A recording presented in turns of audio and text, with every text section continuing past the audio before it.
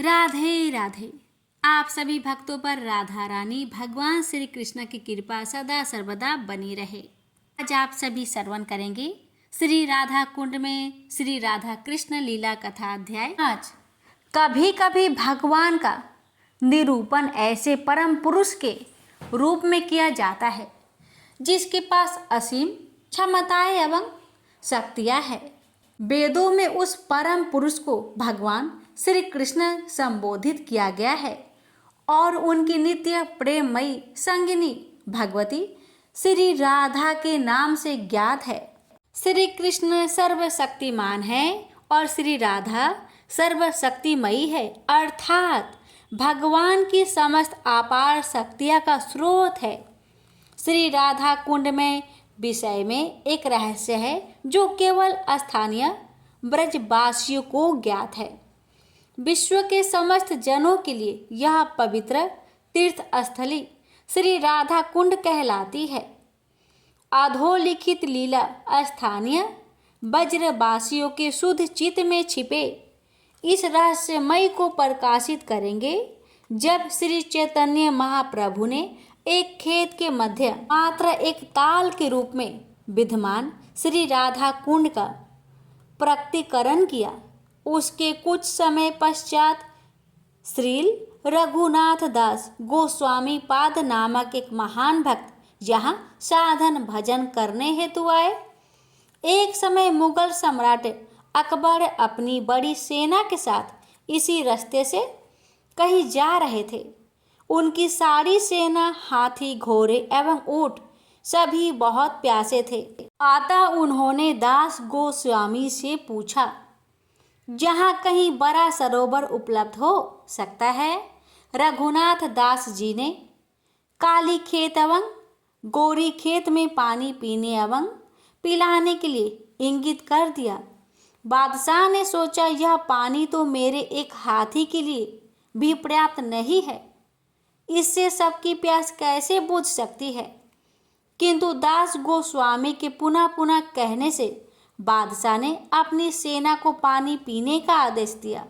तभी एक चमत्कार हुआ, उनकी सारी सेना घोड़े, हाथी और ऊंट उस जल से तृप्त हो गए, परंतु उन तालों का जल तनिक भी कम नहीं हुआ। बादशाह के आश्चर्य की सीमा नहीं रही। दो छोटे छोटे तालों ने एक संपूर्ण सेना की प्यास बुझा दी। जो भी हो, उनके आकार तथा गहराई सीमित थी और उनमें अधिक से अधिक 200 लीटर जल ही थी। अंतराल इन तालों की खुदाई व विस्तार कर वर्तमान काल में प्रस्तुत आकार का बनाया गया और इनका नाम श्री श्याम कुंड एवं श्री राधा कुंड रखा गया। इन तालों के पीछे क्या गुप्त शक्ति अथवा जादू था? उस समय अकबर की सेना को असीम जल की प्राप्ति इसलिए हुई क्योंकि श्री राधा कुंड मात्र एक ताल नहीं था और आज भी वह मात्र एक कुंड अथवा सरोवर नहीं है जैसा कि अधिकांश लोग सोचते हैं। श्री राधा कुंड उतना ही असीम व सक्षम है जितनी कि स्वयं श्रीमती राधा रानी।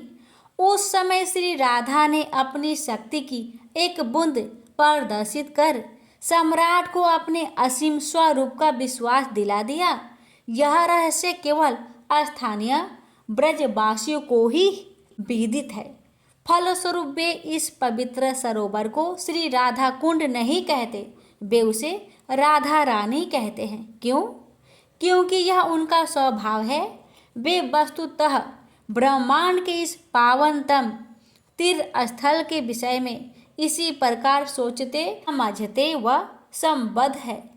यहाँ के ब्रजवासियों के लिए श्री राधा कुंड श्रीमती राधा रानी है और श्री राधा कुंड उतना ही शक्तिशाली एवं अनंत है जितनी कि श्री कृष्ण की परम शक्ति स्रोत एवं श्रीमती राधा रानी। न केवल स्थानीय ब्रजवासी श्री राधा कुंड को श्रीमती राधा रानी के सदृश देखते हैं, अपितु स्वयं युगल किशोर की दृष्टि में भी ऐसा ही है। श्री गोविंद लीला अमृत में श्रील कृष्णदास कविराज कहते हैं कि जब भी श्रीमती राधा रानी श्याम कुंड को देखती है, उन्हें साक्षात श्री कृष्ण दिखाई देते हैं और इसी प्रकार जब श्री कृष्ण श्री राधा कुंड की ओर निहारते हैं तो उन्हें श्रीमती राधिका ही दिखाई देती है। इस प्रकार श्री श्री राधा कृष्ण तथा ब्रजवासीगण भली भांति समझते हैं कि श्री राधा कुंड श्रीमती राधा रानी है और श्री श्याम कुंड श्री श्याम सुंदर है। प्रेम से बोलिए राधे राधे। यहीं पर आज की अध्याय समाप्त हुआ। अब आगे की अध्याय सुनने के लिए हमारे चैनल को सब्सक्राइब करें। श्रीमद् भागवत पुराण कथा 5वां अध्याय, धुंधकारी को प्रेत योनि की प्राप्ति और उससे उद्धार की कथा। सूत जी कहते हैं, सौनक जी, पिता के वन में चले जाने पर एक दिन धुंधकारी ने अपनी माता को बहुत पीटा और कहा, बता धन कहाँ रखा है तूने? नहीं तो अभी तुम्हें जलती हुई लकड़ी से मैं खबर लेता हूँ तेरा। उसकी इस धमकी से डरकर और पुत्र के उपद्रव से दुखी होकर वह रात्रि के समय कुएं में जा गिरी और इसी से उसकी मृत्यु भी हो गई। योगनिष्ठ गोकर्ण जी तीर्थ यात्रा के लिए निकल गए। उन्हें इस घटनाओं से कोई सुख या दुख नहीं होता था, क्योंकि उनका न कोई मित्र था न शत्रु। धुंधकारी 5 वेश्याओं के साथ घर में रहने लगा।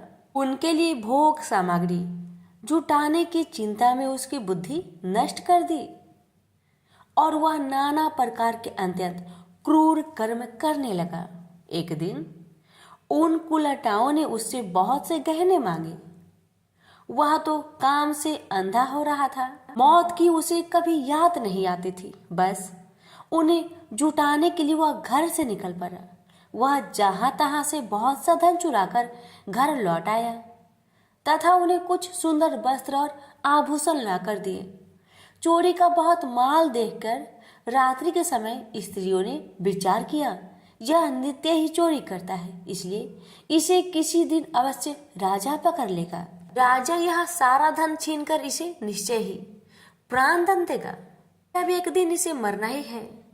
तब हम ही धन की रक्षा के लिए गुप्त रूप से इसको क्यों न मार दे? इसे मारकर हम इसका माल मता लेकर जहां कहीं चले जाएंगे। ऐसा निश्चय कर उन्होंने सोए हुए धुंधकारी को रस्सियों से कस दिया और उसके गले में फांसी लगाकर उसे मारने का कोशिश किया। इससे जब वह जल्दी न मरा तो उन्हें बहुत चिंता हुई। तब उन्होंने उसके मुख पर बहुत से दहकते अंगारे डाले। इससे वह अग्नि की लपेटों में बहुत छटपटा कर मर गया। उन्होंने उसके शरीर को एक गड्ढे में डालकर गाड़ दिया। सच है, स्त्रियां पराई बड़ी दुस्साहसी होती है। उनके इस कृत्य का किसी को भी पता न चला। लोगों के पूछने पर कह देती थी कि हमारे प्रियतम पैसम के लोभ से अब की बार कहीं दूर चले गए हैं, इसी वर्ष के अंदर लौट आएंगे। बुद्धिमान पुरुष को दुष्ट स्त्रियों का कभी विश्वास न करना चाहिए। जो मूर्ख है इनका विश्वास करता है उसे दुखी होना पड़ता है। इनकी वाणी तो अमृत के समान कामियों के हृदय में रस का संचार करता है, किंतु हृदय छुरी की धार से समान तीक्ष्ण होता है। भला इन स्त्रियों का कौन प्यारा है? एक उल्टाए धुंधकारी की सारी संपत्ति समेटकर वहां से चंपक हो गए। उनके ऐसा न जाने कितने पति थे और धुंधकारी अपने कुकर्मों के कारण भयंकर प्रेत हुआ। वह बंडर के रूप में सर्वदा 10 दिशाओं में भटकता रहता था तथा शीत घाम से संताप और भूख प्यास से व्याकुल होने के कारण हाँ देव चिल्लाता रहता था, परंतु उसे कहीं भी कोई आश्रय न मिला। कुछ काल बीतने पर गोकर्ण भी लोगों के मुख से धुंधकारी की मृत्यु का समाचार सुना। तब उसे अनाथ समझकर उन्होंने उसका गया जी में श्राद्ध किया और भी जहां वे जाते थे उसका श्राद्ध अवश्य करते थे। इस प्रकार घूमते घूमते गोकर्ण जी अपने नगर आए। रात्रि समय दूसरों की दृष्टि से बचकर सीधे अपने घर के आंगन में सोने के लिए पहुंचे। वहां अपने भाई को सोया देख आधी रात के समय धुंधकारी ने अपना बड़ा विकट रूप दिखाया वह कभी भेड़ा, कभी हाथी, कभी भैंसा, कभी इंद्र और कभी अग्नि का रूप धारण करता। अंत में वह मनुष्य के आकार में प्रकट हुआ। ये विपरीत अवस्थाएं देखकर गोकर्ण ने निश्चय किया कि यह कोई दुर्गति को प्राप्त हुआ जीव है। तब उन्होंने उससे धैर्यपूर्वक पूछा। गोकर्ण ने कहा, तू कौन है? रात्रि के समय ऐसा भयानक रूप क्यों दिखा रहा है? तेरी यह दशा कैसे हुई? हमें बता तो सही। तू प्रेत है, पिशाच है अथवा कोई राक्षस है? सूत जी कहते हैं, गोकर्ण के इस प्रकार पूछने पर हर बार जोर जोर से रोने लगा। उसमें बोलने की शक्ति नहीं थी, इसलिए उसने केवल संकेत मात्र किया।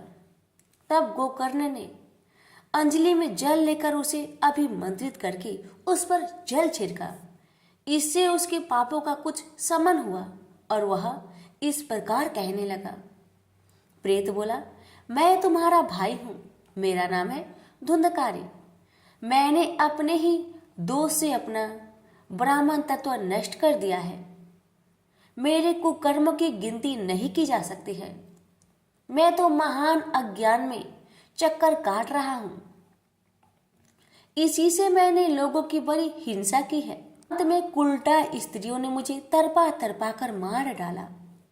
इसी से अब प्रेत योनियों में पड़कर यह दुर्दशा भोग रहा हूं। अब देववश कर्मफल का उदय होने से मैं केवल वायु भक्षण करके ही जी रहा हूं। भाई, तुम दया के समुद्र हो, अब किसी प्रकार जल्द ही मुझे इस योनि से छुड़ाओ। गोकर्ण ने धुंधकारी की सारी बातें सुनी और तब उससे बोले। गोकर्ण ने कहा, भाई, मुझे इस बात का बड़ा आश्चर्य है। मैंने तुम्हारे लिए विधि पूर्वक गया जी में पिंडदान किया, फिर भी तुम्हें प्रेत योनि से मुक्त कैसे नहीं हुआ? यदि गया श्राद्ध से भी तुम्हारी मुक्ति नहीं हुई, तब इसका और उपाय ही नहीं है। सब बात खोलकर कहो, मुझे अब क्या करना चाहिए? प्रेत ने कहा, मेरी मुक्ति सैकड़ों गया श्राद्ध करने से भी नहीं हो सकती। अब तो तुम इसका कोई और उपाय सोचो। प्रेत की यह बात सुनकर गोकर्ण को बड़ा आश्चर्य हुआ। वो कहने लगे, यदि सैकड़ों गया श्राद्ध से भी तुम्हारी मुक्ति नहीं हो सकती, तब तो तुम्हारी मुक्ति असंभव ही है। अच्छा, अभी तो तुम निर्भय होकर अपने स्थान पर रहो। मैं विचार करके तुम्हारी मुक्ति के लिए कोई दूसरा उपाय करूंगा। गोकर्ण की आज्ञा पाकर धुंधकारी वहां से अपने स्थान पर चला गया। इधर गोकर्ण ने रात भर विचार किया, तभी उन्हें कोई उपाय नहीं सूझा। प्रातःकाल उनको आया देख लोग प्रेम से उनसे मिलने आए। तब गोकर्ण ने रात में जो कुछ जिस प्रकार हुआ था वह सब उन्हें सुना दिया। उनमें जो लोग विद्वान, योगनिष्ठ, ज्ञानी और वेदज्ञ थे, उन्होंने भी अनेकों शास्त्रों का उलट पलट कर देखा, तो भी उसकी मुक्ति का कोई उपाय ना मिला। तब सबने निश्चय किया कि इस विषय में सूर्य नारायण जो आज्ञा करे वही करना चाहिए। अतः गोकर्ण अपने तपोबल से सूर्य की गति को रोक दिया। उन्होंने स्तुति की, भगवान, आप सारे संसार के साक्षी हैं। मैं आपको नमस्कार करता हूँ। आप मुझे कृपा करके धुंधकारी की मुक्ति का साधन बताएं। गोकर्ण की यह प्रार्थना सुनकर सूर्यदेव ने दूर से ही स्पष्ट शब्द में कहा, श्रीमद् भागवत से मुक्ति हो सकती है, इसलिए तुम उसका सप्ताह पारायण करो। सूर्य का यह धर्ममय वचन वहां सभी ने सुना। अब सबने यही कहा कि प्रयत्न पूर्वक यही करो। है भी यह साधन बहुत सरल। अतः गोकर्ण जी भी तदन अनुसार निश्चय करके कथा सुनने के लिए तैयार हो गए। देश और गांव से अनेकों लोग कथा सुनने के लिए आए। बहुत से लंगड़े, लुंगे, अंधे, बूढ़े और मंद बुद्धि पुरुष भी अपने पापों की निवृत्ति उद्देश्य से वहां आ पहुंचे। इस प्रकार वहां इतनी भीड़ हो गई कि उसे देखकर देवताओं का भी आश्चर्य होता था। गोकर्ण जी व्यास गद्दी पर बैठकर कथा कहने लगे, तब वह प्रेत भी वहां आ पहुंचा और इधर उधर बैठने के लिए स्थान ढूंढने लगा। इतने में ही उसकी दृष्टि एक सीधी रखी हुई 7 गांठ के बांस पर पड़ी। उसके नीचे के छिद्र में घुसकर वह कथा सुनने के लिए बैठ गया। वायु रूप होने के कारण वह बाहर कहीं बैठ नहीं सकता था, इसलिए बांस में घुस गया। कर्ण जी एक वैष्णव ब्राह्मण को मुख्य श्रोता बनाया और प्रथम स्कंद से ही अस्पष्ट स्वर में कथा सुनानी आरंभ कर दी। सायंकाल में जब कथा को विश्राम दिया गया तब एक बड़ी विचित्र बात हुई। वहां सभासदों के देखते देखते उस बांस की एक गांठ तर तर शब्द करती फट गई। इसी प्रकार दूसरे दिन सायंकाल में दूसरी गांठ फटी और तीसरे दिन उसी समय तीसरी। इस प्रकार 7 दिनों में 7 गांठों को फोड़कर धुंधकारी 12 स्कंदों के सुनने से पवित्र होकर प्रेत योनि से मुक्त हो गया और दिव्य रूप धारण करके सबके सामने प्रकट हुआ। उसका मेघ के समान श्याम शरीर पीतांबर और तुलसी जी की मालाओं से सुशोभित था तथा सिर पर मनोहर मुकुट और कानों में रमणीय कुंडल झिलमिला रहे थे। उसने तुरंत अपने भाई गोकर्ण को प्रणाम किया और कहा, भाई, तुमने कृपा करके मुझे प्रेत योनि यातनाओं से मुक्त कर दिया। प्रेत पीड़ा का नाश करने वाली श्रीमद् भागवत की कथा धन्य है तथा श्री कृष्ण चंद्र के धाम की प्राप्ति कराने वाला इस सप्ताह प्रायण भी धन्य है। सप्ताह श्रवण का योग लगता है। सब पाप थरा उठते हैं कि अब यह भगवत की कथा जल्दी ही हमारा अंत कर देगी।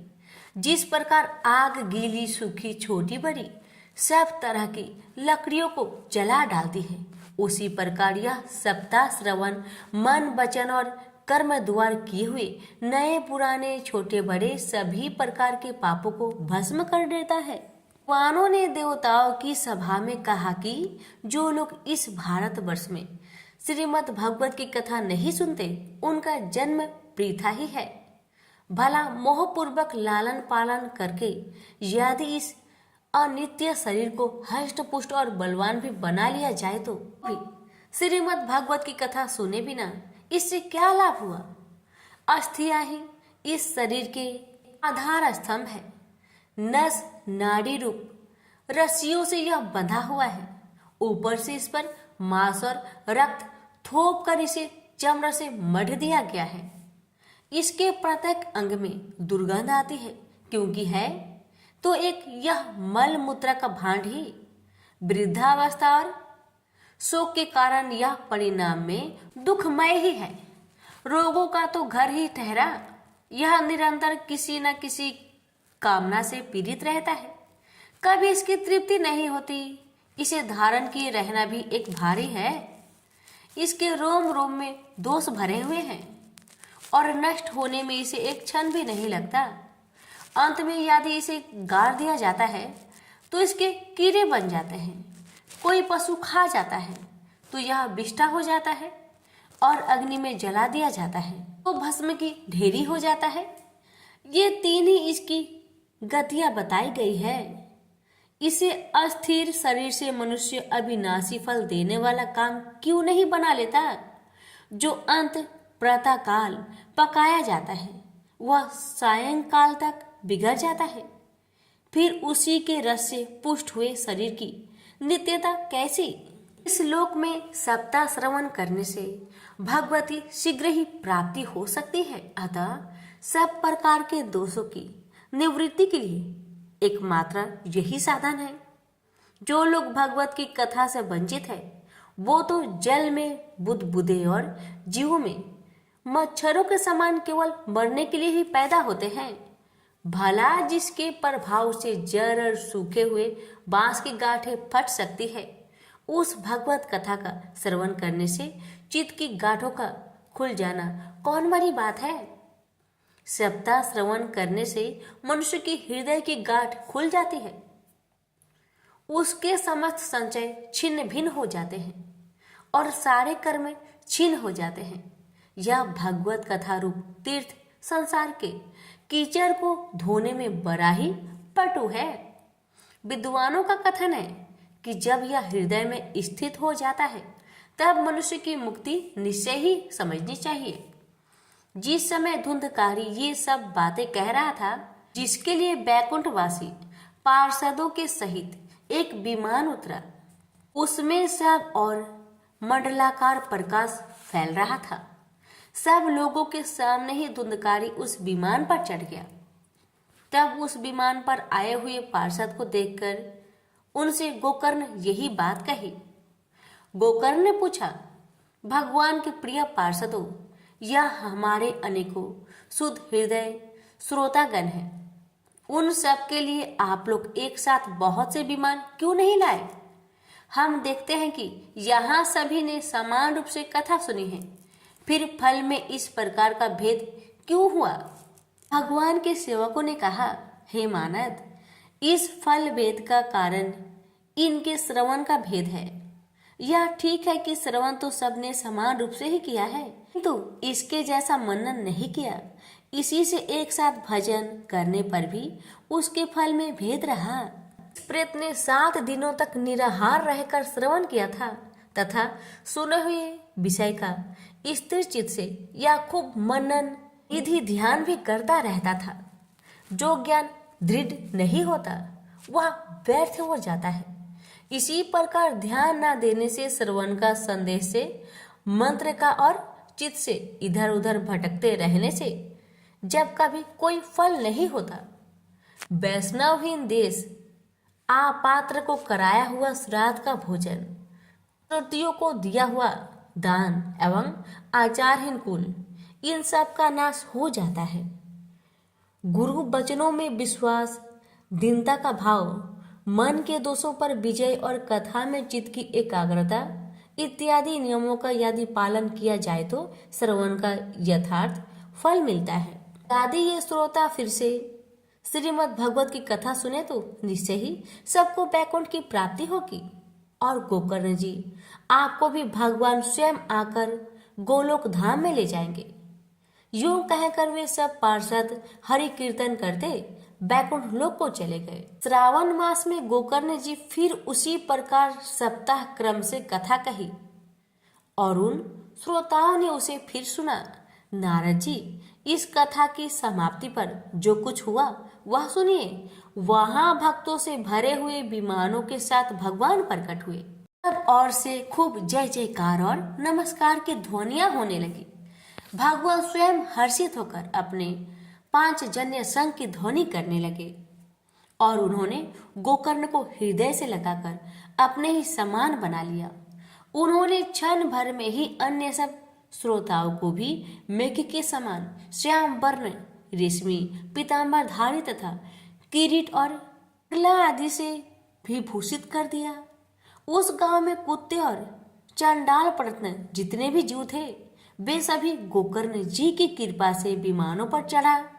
जहाँ योगी जन जाते हैं उस भगवत में वे भेज दिए गए। इस प्रकार भक्त वत्सल भगवान श्री कृष्ण कथा श्रवण से प्रसन्न होकर गोकर्ण जी को साथ ले अपने ग्वाल वालों के प्रिय गोलोक धाम को चले गए। पूर्व काल में जैसे अयोध्यावासी भगवान श्री राम के साथ साकेत धाम सिधारे थे, उसी प्रकार भगवान श्री कृष्ण उन सबको योगी दुर्लभ गोलोक धाम को ले गए, जिस लोकों में सूर्य चंद्रमा और सिद्धों की भी कभी गति न हो सकती। उसमें भी श्रीमद् भगवत श्रवण करने से चले गए। नारद जी, सप्ताह यज्ञ के द्वारा कथा श्रवण करने से जैसा उज्जवल फल संचित होता है उसके विषय में हम आपसे क्या कहें। अजी, जिन्होंने अपने कर्णपुट से गोकर्ण जी की कथा के एक अक्षर का भी पान किया था वे फिर माता के गर्भ में नहीं आए।